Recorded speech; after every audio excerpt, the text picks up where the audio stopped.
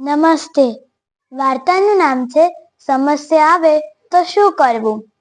એક વખત શ્રી કૃષ્ણ ભગવાન અને તેમના મોટા ભાઈ બલરામ અને સાત્યકી સાથે જંગલમાં ફરવા નીકળ્યા. જંગલમાં વાતો કરતા કરતા રસ્તો ભૂલી જવાયો, તેથી તે લોકો રસ્તો શોધવા માંડ્યા, પણ રસ્તો જડ્યો જ નહીં અને રસ્તો શોધતા હતા ત્યારે સાંજ પડી ગઈ. એટલે શ્રી કૃષ્ણ ભગવાને કીધું કે આપણે આજની રાત અહીંયા જ વસવાટ કરીએ, નકર જો આપણે અહીંયાથી પણ રસ્તો શોધતા જશું તો આપણે જંગલમાં વધારે ભૂલો પડી જશું અને ગીચ ઝાડીઓમાં અટવાઈ જશું. આપણે સવાર પડશે ત્યારે રસ્તો શોધીશું, એટલે આપણે ગુજવાશું નહીં.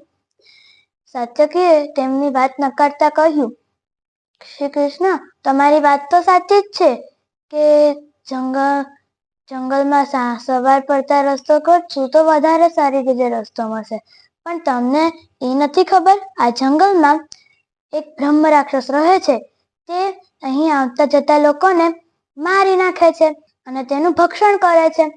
શ્રી કૃષ્ણએ કહ્યું, એ તો મેં સાંભળ્યું છે, પણ આપણે ત્રણ એવા યોદ્ધા છીએ કે તેને મારવા માટે આપણે ત્રણેય સક્ષમ છીએ, એટલે આપણે ત્રણેયના વારા કરીએ, એક પછી એક બધાને જાગવાનો વારો આવે.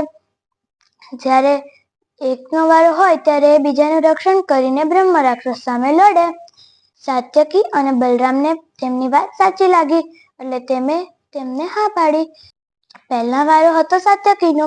બલરામ અને શ્રી કૃષ્ણ ઘટાટ ઊંઘી ગયા કે તરત જ બ્રહ્મ રાક્ષસ આવ્યો અને સાત્યકી અને બ્રહ્મ રાક્ષસ વચ્ચે યુદ્ધ શરૂ થયું એટલે એટલું જોરદાર હતું કે વાત ન કરો. પછી જ્યારે બ્રહ્મ રાક્ષસ સાત્યકીને મારે તો સાત્યકી દર્દના કારણે ચીસ પાડે, તેથી બ્રહ્મ રાક્ષસનું કદ વધવા માંડ્યું. જેમ જેમ વધતું જાય તેમ તેમ એની શક્તિ વધતી જતી હતી. હવે તે થાકી ગયા હતા અને તેમનું વારો પણ પતી ગયો હતો, એટલે તેમણે બલરામને ઉઠાડ્યા અને એને કહ્યું, તમે હવે લડો. પછી બલરામ લડવાનું શરૂ કર્યું, તો લડતા લડતા એ પણ થાકી ગયા અને એ પણ સાત્યકી જેવું જ કરતા હતા. જેવું બ્રહ્મ રાક્ષસ તેને મારે એટલે તરત દર્દની ચીસો પાડે, એટલે ધીમે ધીમે મોટો થવા માંડ્યો અને ધીમે ધીમે એની શક્તિ પણ વધવા માંડી.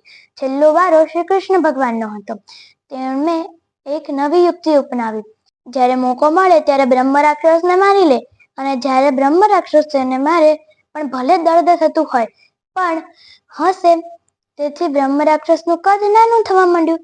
જેમ જેમ નાનું થવા માંડ્યું તેમ તેમ એની શક્તિ ઘટતી ગઈ અને છેવટે નાની પુતળી જેવા બની ગયો. અને એને એવું થતા જ શ્રી કૃષ્ણએ એની ડોક મરડી નાખીને પોતે આરામથી સૂઈ ગયા. તો આ વાર્તા ઘણી નાની છે, પણ તેનો બોધ મોટો છે. મુશ્કેલી આવે ત્યારે ભગવાનને ઈ નહીં દેખાડવાનું કે મુશ્કેલી કેટલી મોટી છે, પણ મુશ્કેલીને ઈ દેખાડવાનું કે આપણો ભગવાન કેટલો મોટો છે. અસ્તુ.